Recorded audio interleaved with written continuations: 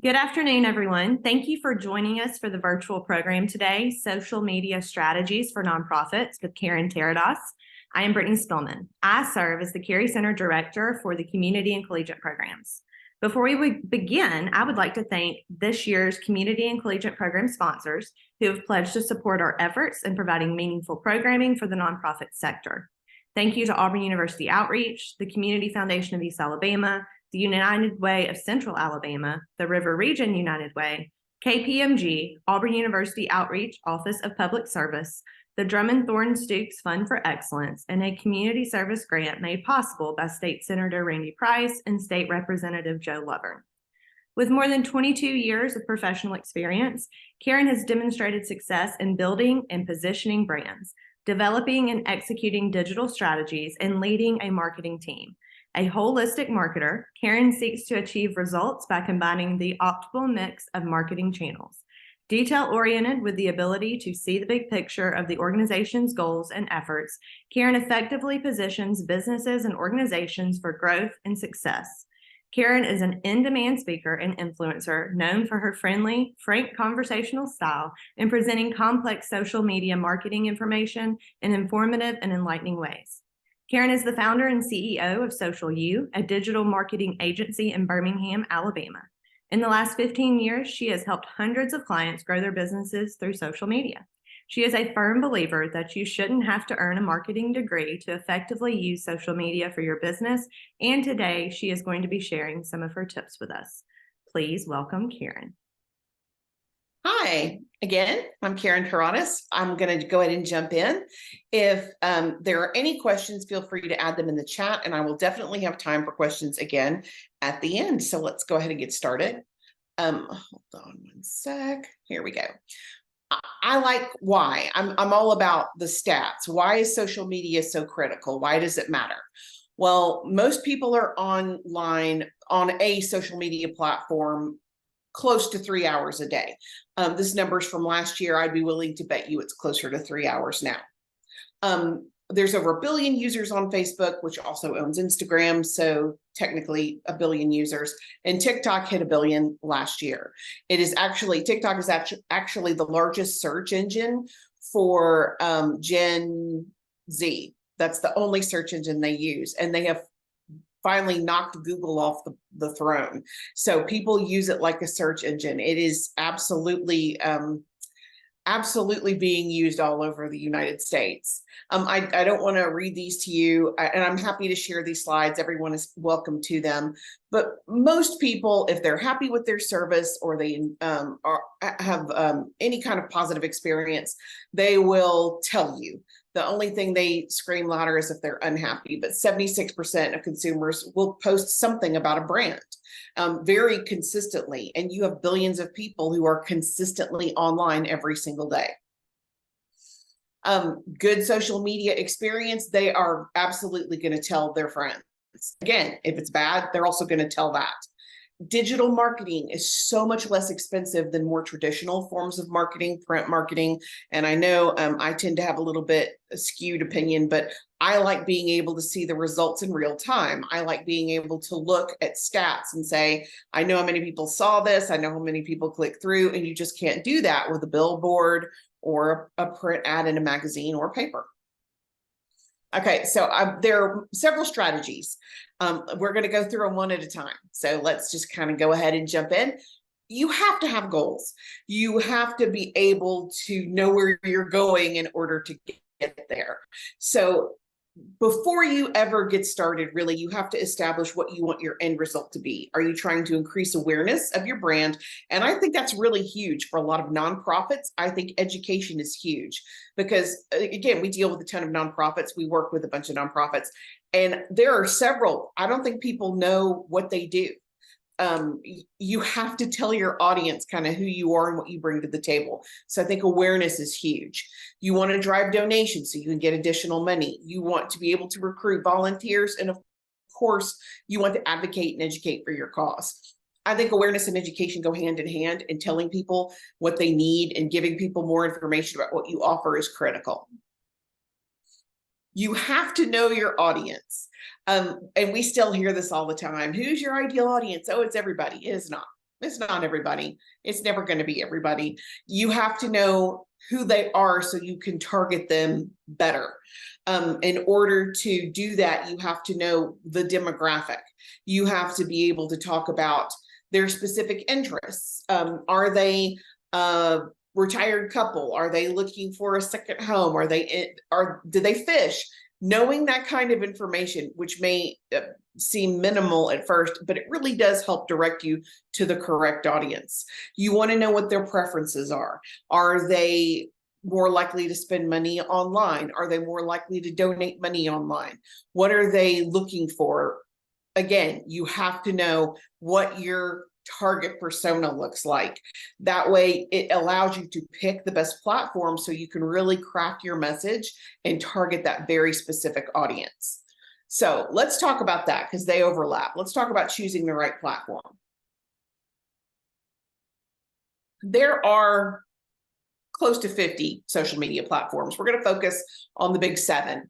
So right out of the gate, Facebook has over 1 billion users. Seriously, tons of users, and people log into Facebook every day. They do tend to skew a little bit. They tend to be an older audience. So if you are specifically targeting seniors or people over 50, they're on Facebook. It's one of the only platforms that you can't escape from it, because even younger people a lot of times will use Facebook to verify or validate information. And if you do not have a presence here, people think you're not around. You're either unaware or you're uninvolved, and neither one of those things looks good or reflects well on the nonprofit. Instagram has the most millennial and your Gen Z people are really, and your millennials are on Instagram more than any other audience. But again, there's over 1 billion users, and they have very different forms of content. Instagram is one of the few that has so many versions of content that are consistently viewed on the daily. People will go to your Instagram posts to find out more about the company, but they do that in a specific search. You're going to get your best engagement from stories, and that's where you talk to your end user and find out what they're looking for. But you're going to be seen by people who don't know you yet, who are just meeting you for the first time in Reels. So, and that's short form video. So if you are not utilizing each of those 3 areas on this platform, you're going to miss part of your target audience. So again, you're looking at Gen Z and millennials. So anybody under the age of 30 they're all on Instagram. LinkedIn is a business platform, and there's over 800 million users, but I think a lot of nonprofits. Yes, ma'am. Did somebody have a question that they wanted to jump in and ask? No? Okay. I think a lot of nonprofits really forget about LinkedIn, but donations come from here. Your corporate involvement comes from here. Your next board member will come from here. So you really do need to have a presence on LinkedIn. And your profile is much more in play, not just your page. On Facebook, it's all about the business page. LinkedIn, it's about the page, but it's also about you personally and connecting to other people who might be interested in your nonprofit or in the same cause. Pinterest, a lot of people overlook Pinterest, and depending on the nonprofit, it may or may not be a good fit. You have over an 80% female audience. They are educated, they shop online, and they have money. You're talking about compared to Facebook, and the numbers are very different because there's not nearly as many users on Pinterest, but they will spend twice as much money on online ads because these are shoppers who are geared up to spend money online. So if you are trying to sell a product to a female audience, Pinterest is the way to go. And I know not all nonprofits do actually sell a physical product, but if you do want to consider Pinterest. YouTube is the platform with the longest shelf life. People can find your information on YouTube for years, where your shelf life on Facebook is about an hour. So you're going to have much more SEO. And when I say SEO, for those of you guys who may not know what that is, it is search engine optimization, which is basically the fancy way to say how people find you on Google. Google owns YouTube. So those two things are very connected. If you make a video about how to, or if you're educating people about what your nonprofit is, if Brittany made a video about the Carey Center, people can find her on Google and YouTube based on her name, based on Carey Center, based on Auburn, based on nonprofit. So it really gives you much more searchability. Now, each of the platforms have very robust search options, but YouTube definitely has your longest shelf life, and you're much more likely to appear in a Google search if you are on YouTube. And LinkedIn, of all things, Google really likes LinkedIn. They do not like Facebook, just heads up. They really don't love each other. And yes, it is most popular with a male audience that tends to skew a little younger, but you also have literally every single demographic is on YouTube, and the most searched phrase there is how to. So if you are showing someone how to be a great volunteer or what to expect from their volunteer experience, this is a great way to do that. And then of course you can use that video on your website to educate people later. TikTok is the most downloaded app ever, well, until Threads hit the scene, but they have over 1 billion users. They are second only to Facebook in the number of users, and they have finally, again, dethroned Google for the largest search engine. There are people, and don't think that it's only for kids. It's not. Several of the fastest growing accounts are senior citizens. The one that comes to mind, there are three, and when I say seniors, I mean over 70 years old. There's 3 senior gentlemen who have a band, and they're selling out venues all over the country because of their popularity on TikTok. So it is not just for kids. Okay, let's get into our 4th strategy. Let's talk about actually creating quality content, because you have to have consistent quality content if you're going to be found. And I want to talk about categories that are specific to you and your industry. So video, if you don't take any other piece of information from me today, definitely know video has to be integrated into your marketing plan. It is growing by leaps and bounds. It has the highest conversion rate. When you use it, people are more likely to share it. They're more likely to view it than read a caption. Seriously, you have to have video. Now, if you don't want to get out in front of a camera yourself, there are ways around that. You can maybe start recording by just your voice, or get another volunteer to be in front of the camera, but really start thinking about video. And it doesn't have to be an hour long. It can be, there are very effective videos that are less than 10 seconds. So you don't have to be on camera forever for it to be effective. Questions. Answer people's questions. Nobody knows your industry better than you do.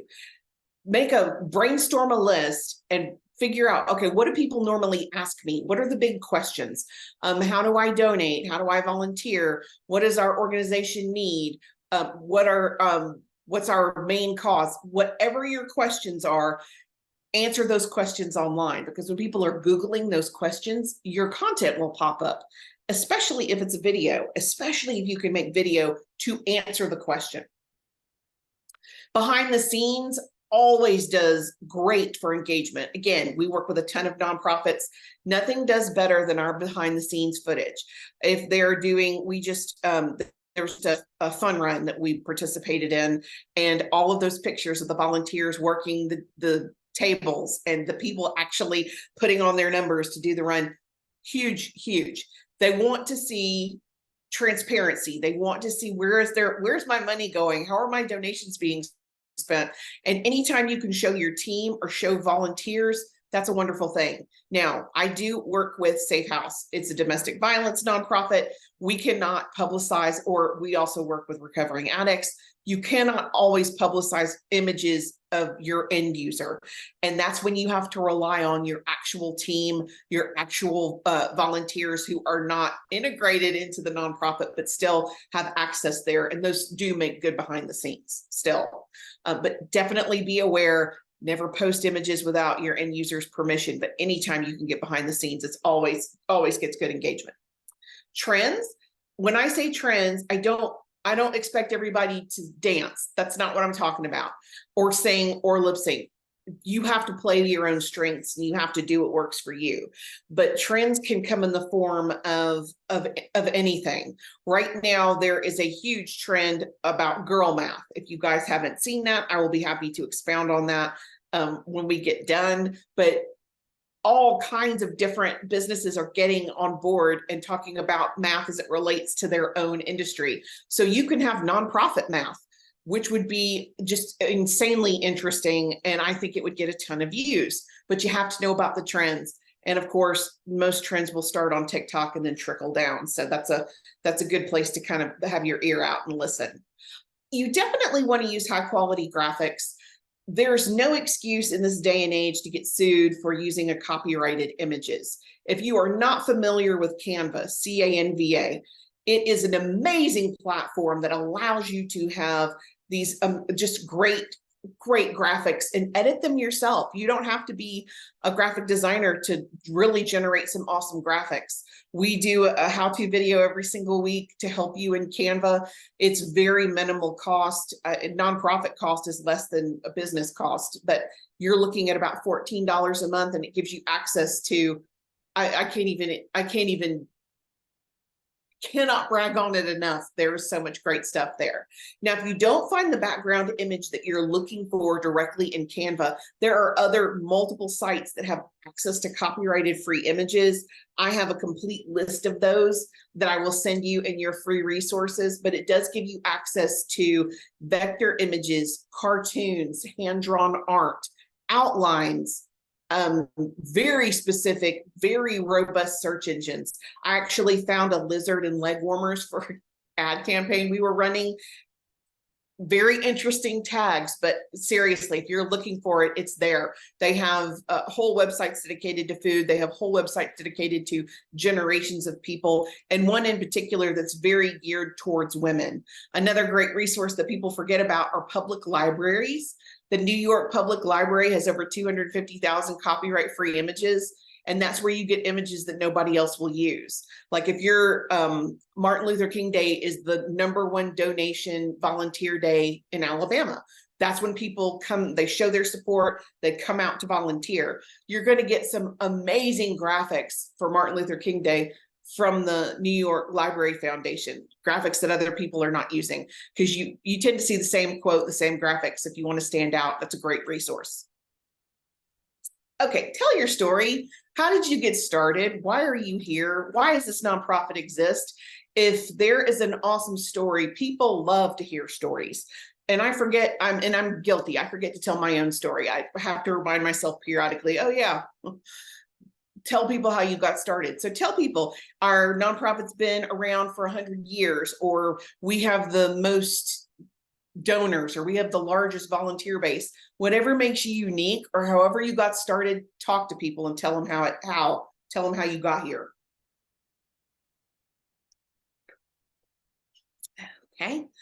Okay, product, picture, or video. Again, some nonprofits do sell products to raise money. Not everybody does. If you are one of those nonprofits who has a product, feature it periodically. It's okay to ask for the sale. People know you need money to function.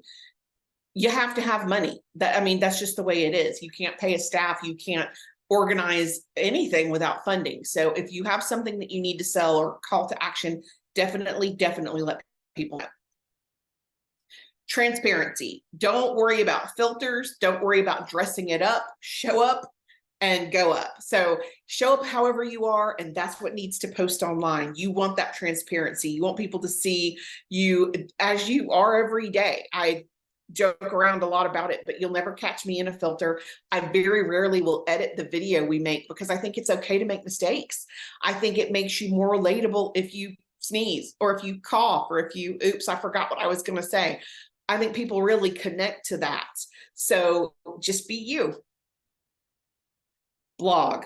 Blogging is the #1 way to give your message to the public the way you want it to be presented, to whom you want it to be presented, using the wording you want presented.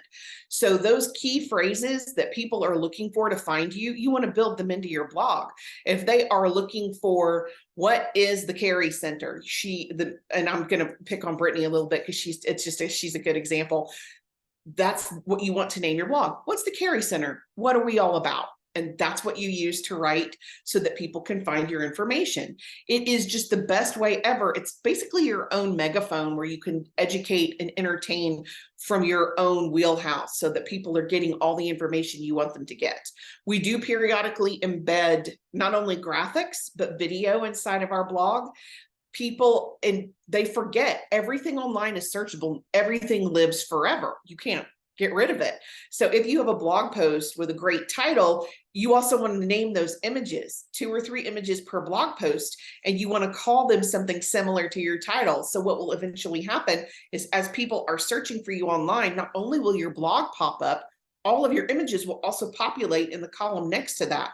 And that's a powerful thing. When you pop up in the search and on video and on images, you're everywhere, because nobody is looking for image 87653. They're looking for what is the Carey Center. And if that's the name of the image, that's going to pop up too, just a heads up. Industry tips or education, what's happening in this industry right now. We work with a nonprofit that provides guardianship resources for adults instead of children. And the law that just passed recently, huge news for them, huge legislation. So we had to be aware of that in order to educate the end user. You have to know what's happening in the industry so you can let people know. If you're working for the National Association for Head Injury and you miss the law that passes in Alabama about helmet use and concussion awareness, that's huge. You have to stay on top of that stuff. So you need to know what's happening in your own industry. How to. Anytime you can tell people how to, it is, again, the most commonly used phrase, and it posts very well. How to volunteer, how to change a life $5 at a time. That is very powerful wording, but Obama won his election $5 at a time. That grassroots effort, but from a younger generation, those folks under 30 who will cheerfully give $5, $15, $20 a month, it adds up.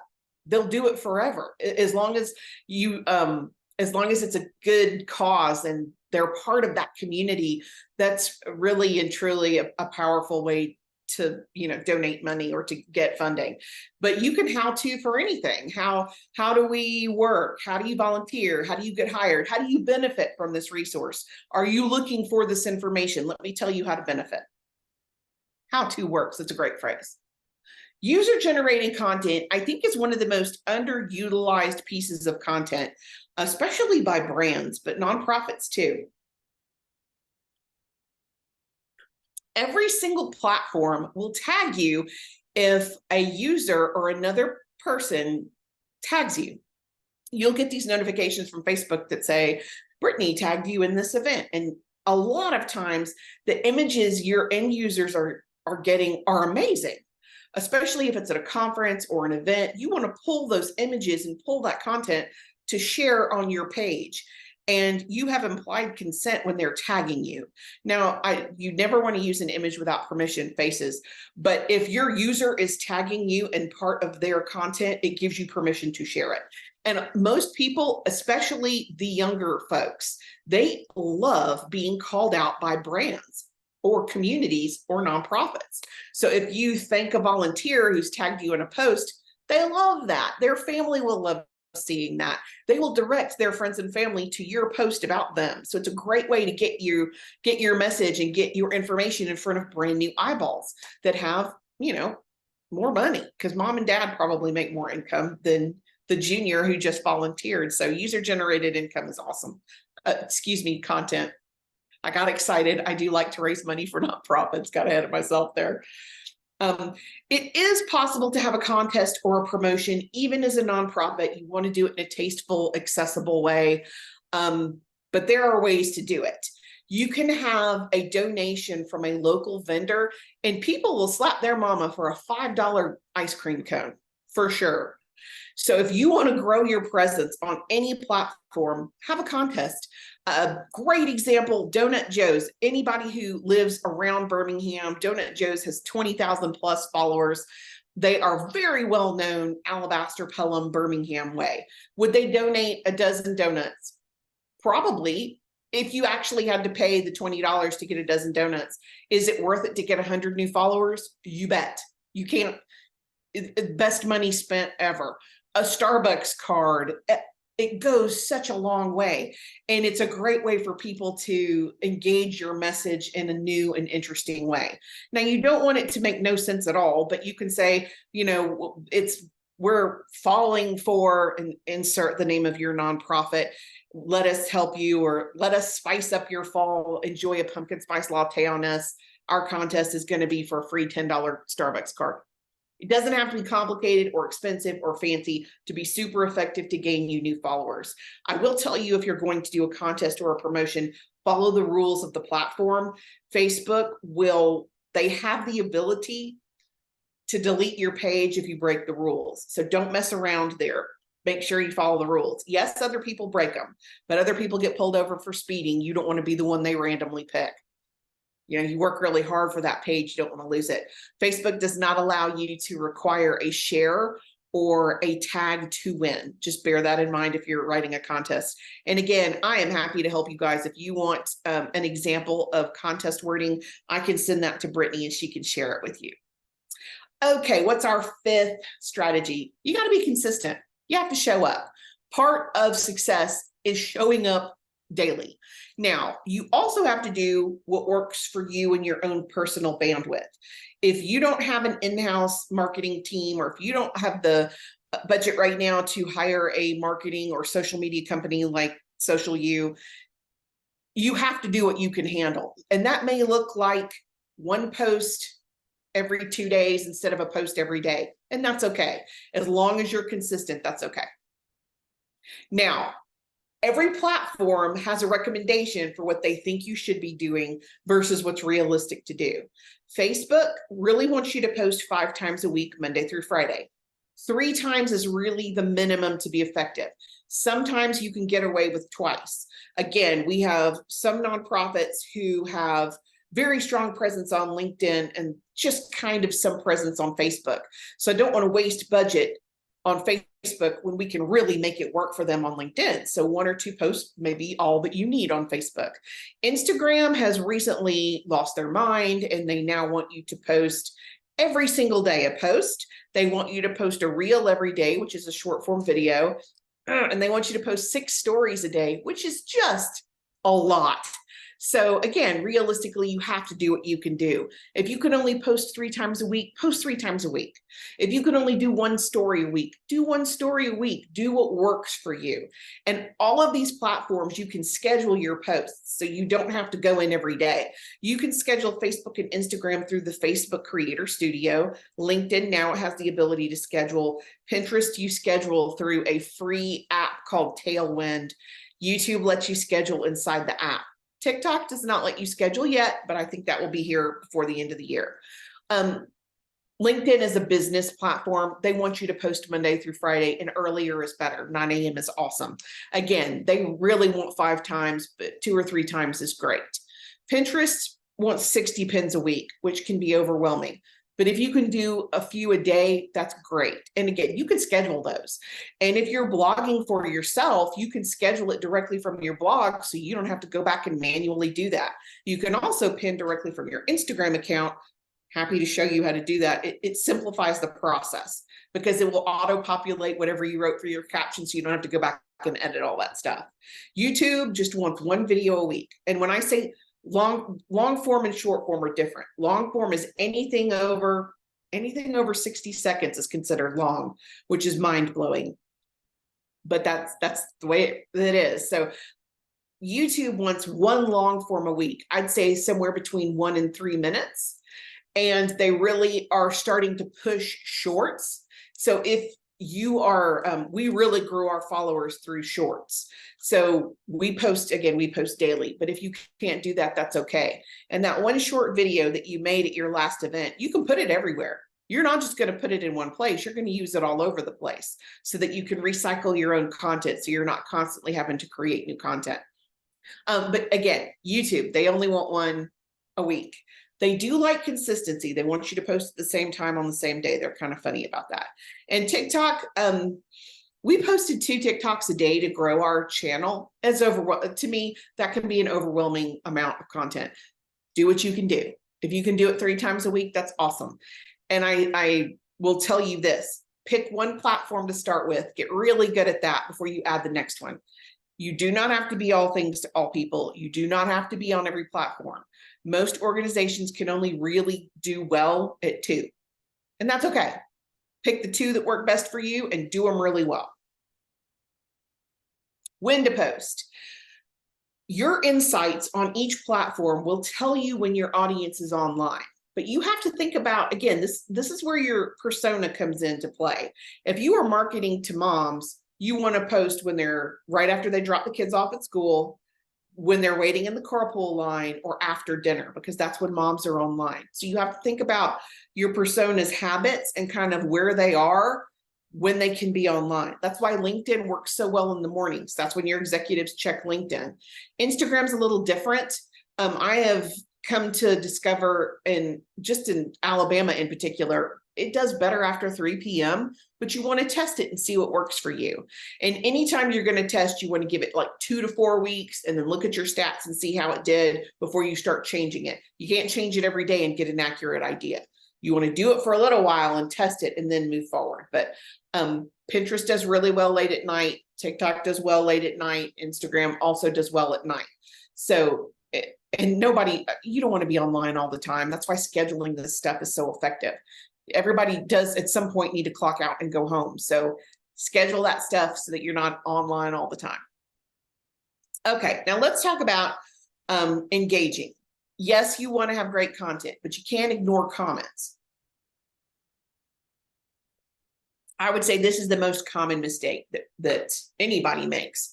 You'll get all this killer engagement and crickets from the actual nonprofit or the actual corporation that owns the account. You have to talk to people. You don't have to write 8 paragraphs in response, but a sentence here and there, super effective. Going through and liking your comments, also effective. But Instagram, every single platform, Instagram in particular, rewards you with a higher rank in your algorithm when you promptly respond to messages. LinkedIn weighs comments higher than any other version of engagement. So again, every time you comment on your own post, it helps you out. So if I'm commenting on a post from Brittany, can't wait for the webinar this week, I expect her to come back and say, me too, I'm looking forward to learning, or however she wants to respond. But when she responds to a comment on her own information, it pushes your stats up, and that's an awesome thing.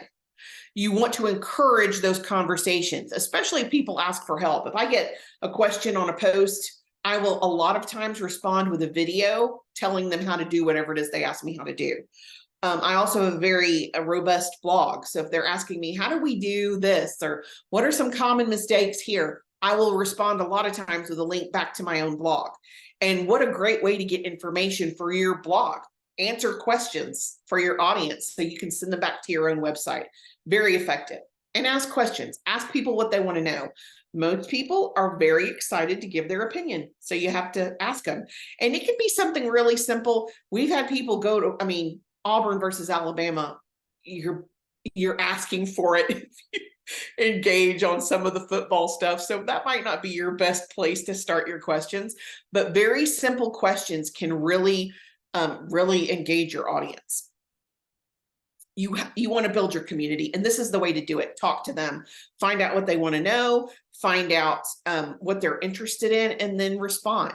Again, the younger the audience member, the more likely they are to become brand ambassadors for you if you engage them online. Seriously, your folks under the age of 30, they really love engaging with brands. So if you talk to them, they'll talk back. Okay. Oh, my age is showing.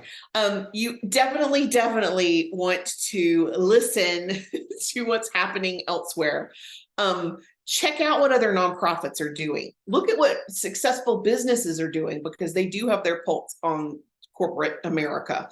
Look at what other influencers are doing. And an influencer is anybody with over 10,000 followers, over 100,000 followers. is the next step for influencer, but kind of see what they've got going on themselves.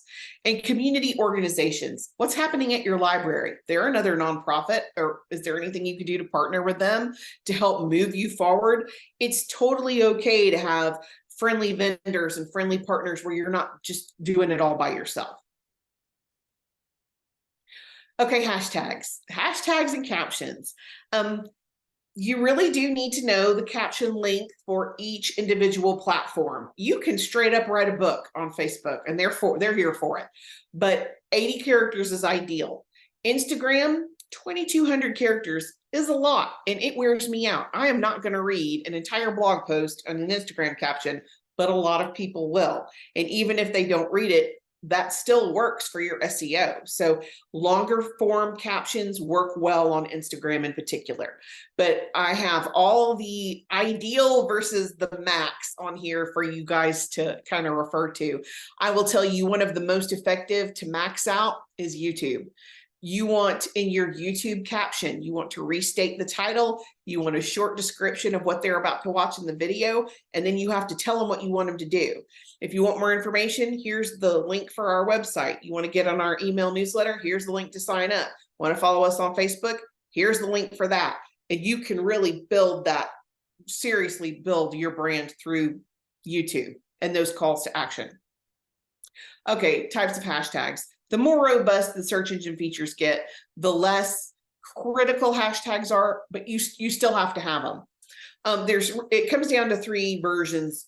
Community is the first, and that's when you connect on a specific subject, like a product or a service, a niche in your industry, and it might be volunteering is a niche in your industry. Communicate any communities within your industry, because a lot of times there's communities within communities. Special events or seasons, fall, a fun run, locations. You might have a Birmingham chapter and a Nashville chapter. Daily, there are so many daily hashtags. Throwback Thursday, Manic Monday, Team Tuesday, What's Up Wednesday. And there's a whole list of hashtags that are just days of the week. So if that interests you, again, tell Brittany and I have all this content and I'm happy to send it your way. And phrases that are related to what you do. So our how to get social might be a phrase for us. How to volunteer is definitely going to be a phrase for you. And acronyms, TBT means Throwback Thursday, and emojis. Weirdly, which goes against my English self, using emojis and captions, I don't love it, but it works, so you do it. So don't be afraid to use those emojis as part of your hashtags and part of your captions. Don't be so, and I hate to say snobby, but don't be so above it that you don't do it, because you will miss a piece of your audience that way. Branded is your second category, and these are unique to you. So for example, well, again, let's pick on Brittany. Hashtag Brittany Spellman, hashtag Carey Center, hashtag Auburn Nonprofit. Those are specific to her and her nonprofit and what works for her. You got to have that. And then you're going to have campaign related. What's a campaign? Campaign is an event, a function, a fundraiser. Giving Tuesday is coming. And I'm going to talk to you guys a little bit more about that, because if you pass up the opportunity to earn money that Facebook will give you for free on Giving Tuesday, that's crazy. So you want to have those campaigns. So your campaign might be hashtag Fun Run 2023. Very simple. And when we work with a nonprofit, especially if they're doing a huge event, we craft those hashtags for them, because A, I want to make sure we're using something unique, and B, I want to make sure it's branded so that it's easy to find for your followers. A lot of times people make it so hard. They make it too hard. Don't overcomplicate it. Keep it simple and keep it consistent. If your conference was Conference 2023, Spillman Conference or Carey Conference 2023, next year it needs to be Carey Conference 2024. It doesn't need to be Auburn Center, Carey's Auburn Center Conference. It needs to stay unique and consistent. Go look at your audience to see. Instagram will tell you which hashtags people are using to find you. That is super relevant, and a lot of people don't ever look at that. Look at other nonprofits. Look at who you would consider to be maybe not your competition, but because you guys don't really compete like that. But look at other nonprofits, look at industry leaders, related hashtags. And then there are a couple of hashtag tools. My favorites are RightTag, RITETAG. I like HashMe, HASHME, and Hashtagify, HASHTAGIFY. All free versions. Now you can pay for everything, but I like free stuff. So all of these are free versions. They're going to give you suggestions for hashtags. They're going to show you kind of who's looking for it, how often it's used, and is it effective. Again, you don't want to use a hashtag like love, because you don't know what kind of crazy you're going to get when you use hashtag love, but also you don't want to use something that has 10 million uses, because you'll be this little tiny grain of sand on an entire beach. You have to have some that are big, some that are medium, and then some that are small. So as an example, again, let's pick on Brittany.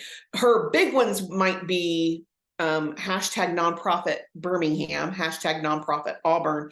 Her medium-sized ones might be hashtag about the community or location, and then the very small ones are going to be unique to the Carey Center.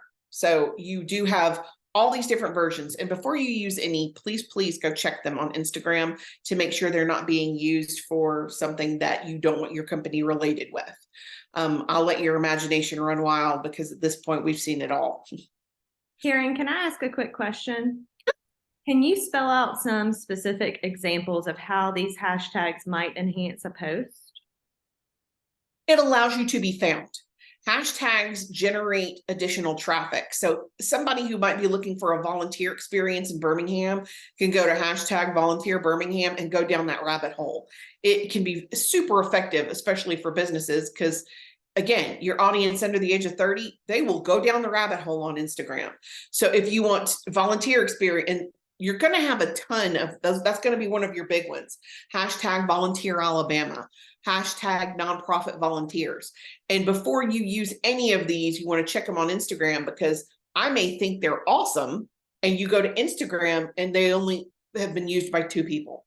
So definitely check them first. But yes, people will follow a hashtag to the end of the line. Thank you. You're welcome. Okay, running campaigns about very specific events or fundraisers or awareness days. We randomly pulled a couple to kind of show you guys, but you want, again, Giving Tuesday is massive. It's something you want to take advantage of, because the whole world will be talking about Giving Tuesday. People have just spent a ton of money on Black Friday, Small Business Saturday, and Cyber Monday. It's time to give back. And statistically, you will raise more money now than all of the rest of the year combined, statistically. And it gives you an option to get money online that you may not otherwise have access to. So definitely a part of your strategy is generating campaigns around specific events or awareness days or fundraisers. Okay, calls to action. You actually have to tell people what you want them to do. Ask for donations, ask for volunteer signups. You want a petition signed, tell them to sign it, and share your content. Tell them to share your content. If you guys love this presentation, share it online. If you really enjoyed the information, share it. If you're really thankful for Brittany putting all this stuff together, it's a lot. Thank the Carey Center online so more people can see about the nonprofit, and then ask your end users to share it for you. There is no rule that says you can't ask for the share. Now, do you want to do it every day? No, but doing it once every 2 to 3 weeks is awesome. People are more than happy to help you. Again, nonprofits are very unique. I wouldn't tell the business to constantly ask for the sale, but you guys are different. So asking every other week for something, I think, is okay. Here's an example of, let me back up. I feel like I know there's one thing I want to get into. Let me talk about Giving Tuesday. Just in case you're unaware, Facebook does a dollar for dollar match on Giving Tuesday up to the first $7 million. And once they pass the $7 million mark, they'll match it 10%. So if I donate $10 and I do it early in the day, Facebook will give you an additional $10. If I do it later in the day, they'll give you $1. Free money's free money. I would take anything I could get. If you want to verify if you are actually part of Giving, hold on, Giving Tuesday, this is how you check it. You go to Facebook, and I just pulled a random nonprofit that we work with, and you, down the left-hand side, you will see a tag called fundraisers. You can type in your organization's name, and it tells you you're eligible for fundraising tools, and start the application. I will tell you right now, if you don't do that in the next couple of days, they will not have it turned on in time for Giving Tuesday. Facebook is slow. So you want to make sure that you're pre-approved. Now, a lot of these nonprofits are already pre-approved. You just want to make sure that you're one of those, that you actually are able to collect money on Facebook. Now, there's no rule that says you can't put a link to your actual donor page. You can, however, get the free money. Excuse me. Yes, ma'am. When is Giving Tuesday? What date? I want to tell you it's the 28th. It's the Tuesday after Black Friday. Brittany, do you have a calendar in front of you? I think it's the 28th. That's in November, correct? Mm-hmm. Okay. Yes, it is the 28th this year. Yeah.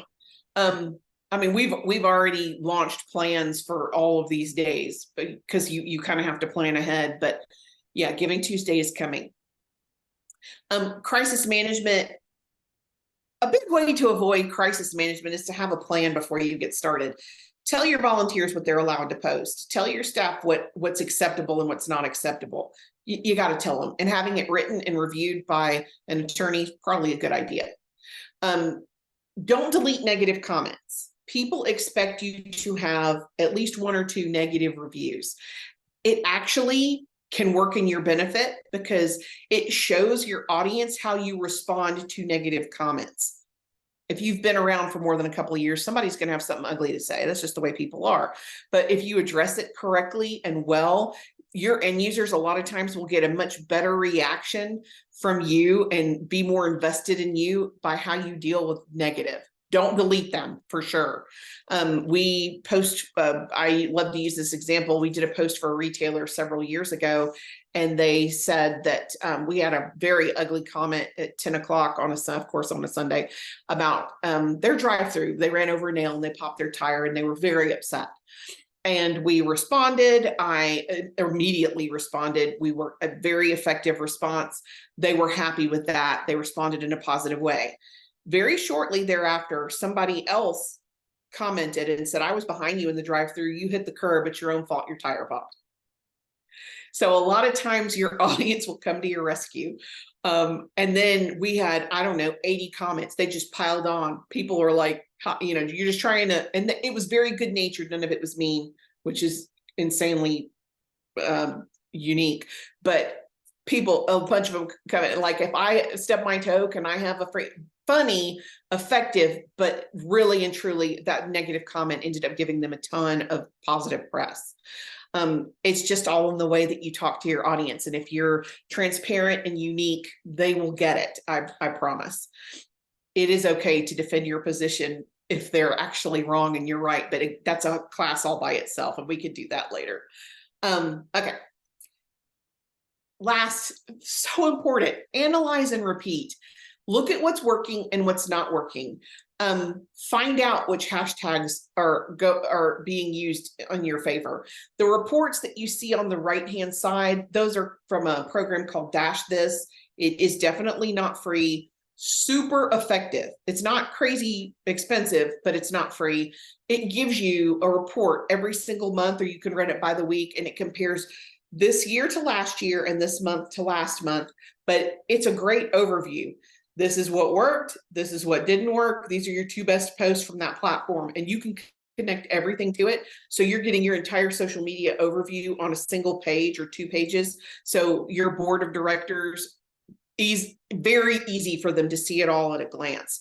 Plus, it helps you tremendously to go, that dog post I put up blew up. We're going to do another dog post. So it tells you what's working. Also, sometimes you might be surprised, something that you post that you think is amazing and it just falls flat.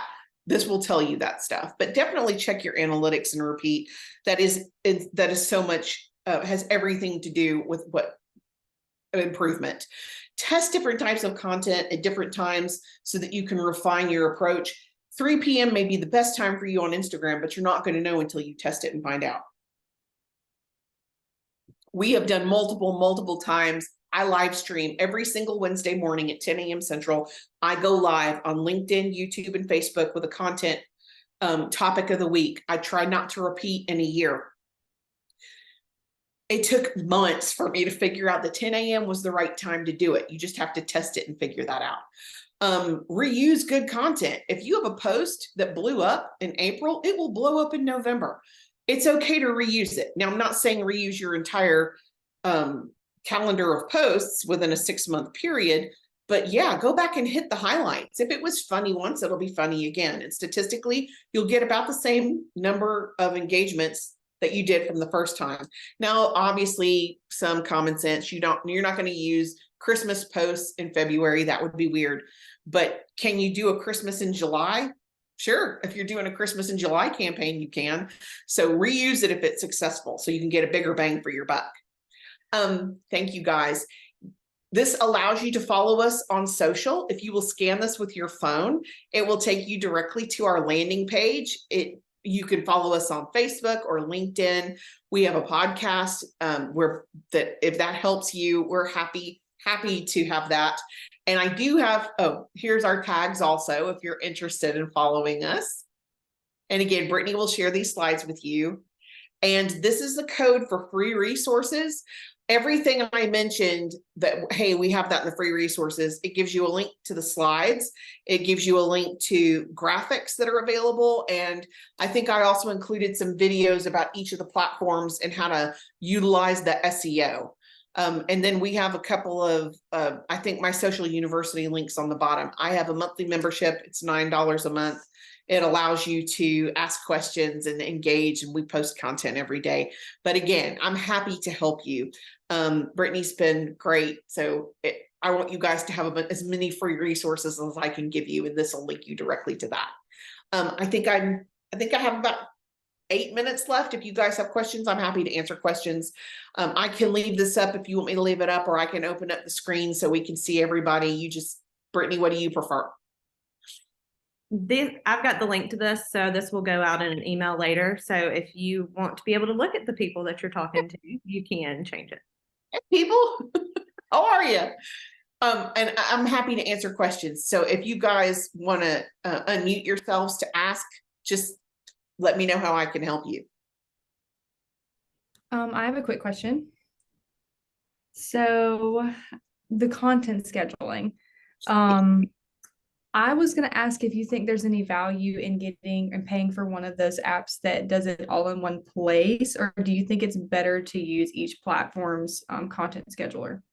Facebook does not like people playing in their sandbox a lot. And we have had, and I've been doing this for 15 years, we have had some cataclysmic issues with scheduling tools in the past. A lot of that has worked itself out. If you're going to pay for a tool, the very best tool is HubSpot, but it is expensive. It will allow you to post and it will give you analytics on all the platforms. But if you don't have the budget for that, it is the most cost-effective to do it inside the platform. About a year ago, one of the scheduling tools had some sort of glitch. And if you'd ever scheduled it ever on Facebook through this tool, it deleted it. That doesn't happen often. I'm not trying to scare you to death, but yes, if you're going to pay for a tool, I would say HubSpot's the very best one. And we have experimented with them all. I'm not a big fan of some of the others. We've had some truly negative experiences, but inside the platforms, took LinkedIn 15 years to be able to schedule posts, but you can schedule them now. Thank you. I hope that was the longest answer ever. Sorry about that. But yeah, HubSpot, if you're going to pay for it, pay for HubSpot. Any other questions?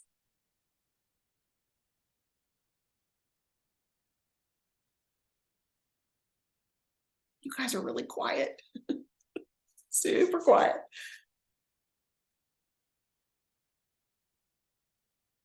I see your lips moving, saying I have a question, but you're on mute. Still mute. And it looks like Ladisha C or say.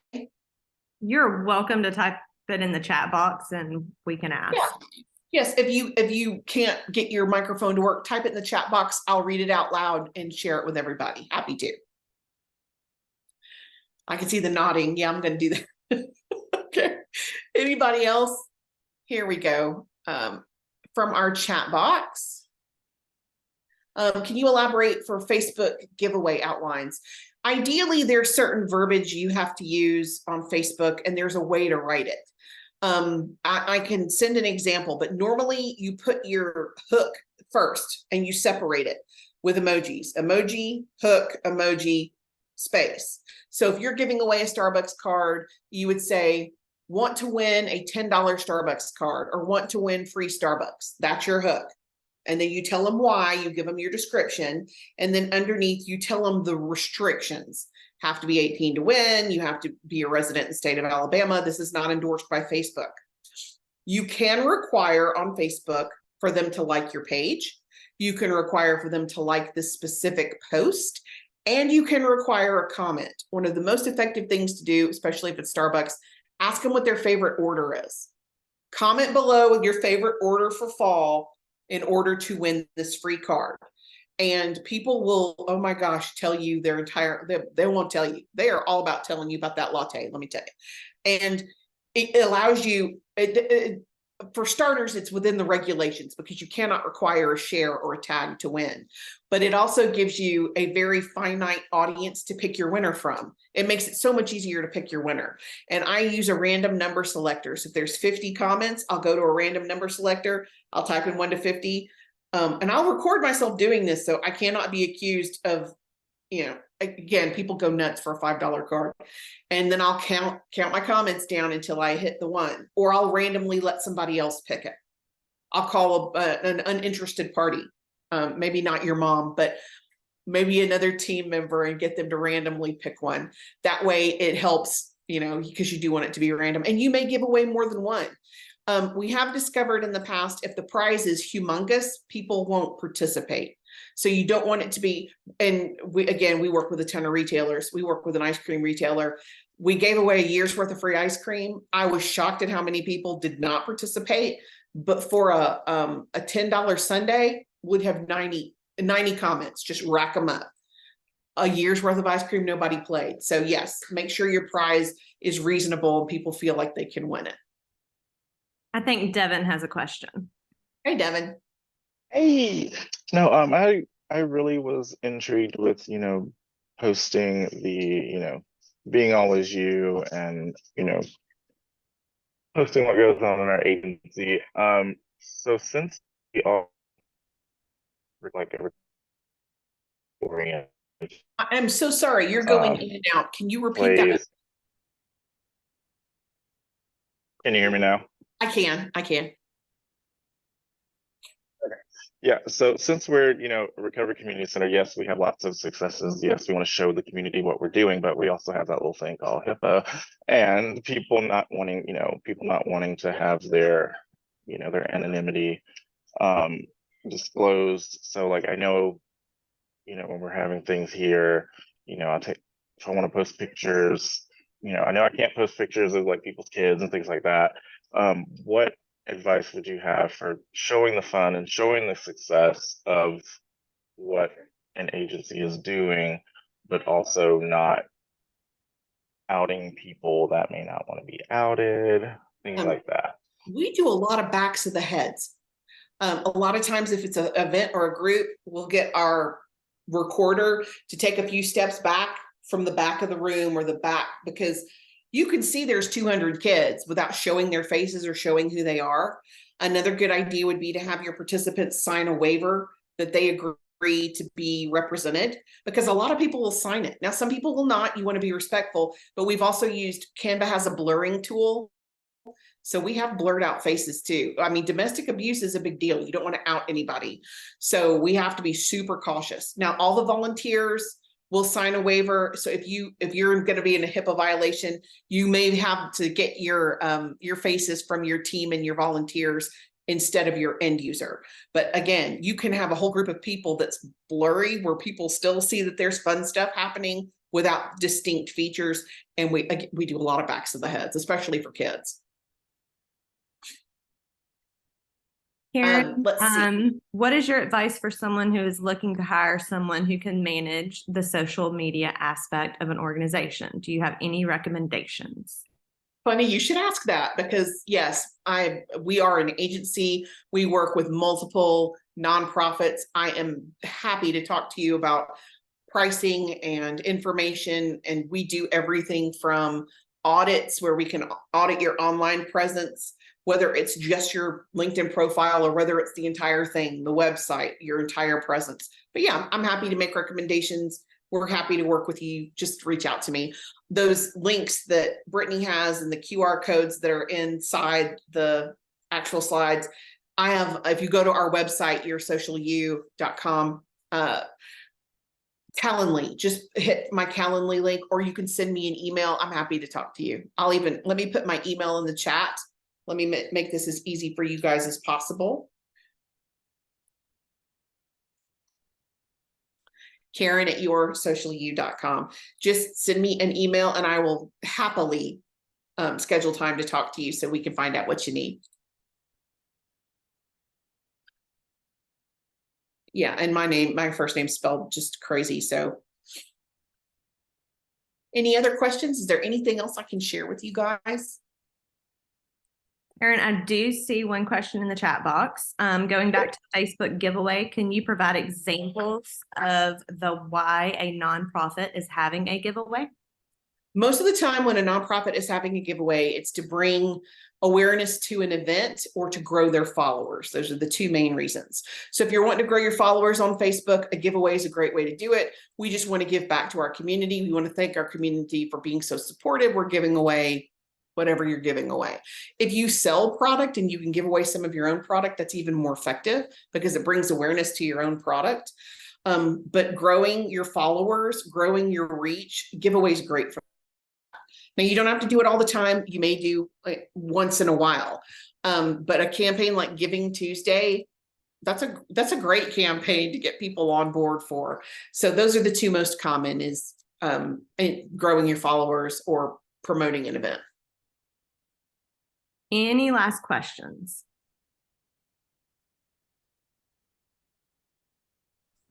Okay, well, Caryn, thank you so much for a wonderful program today.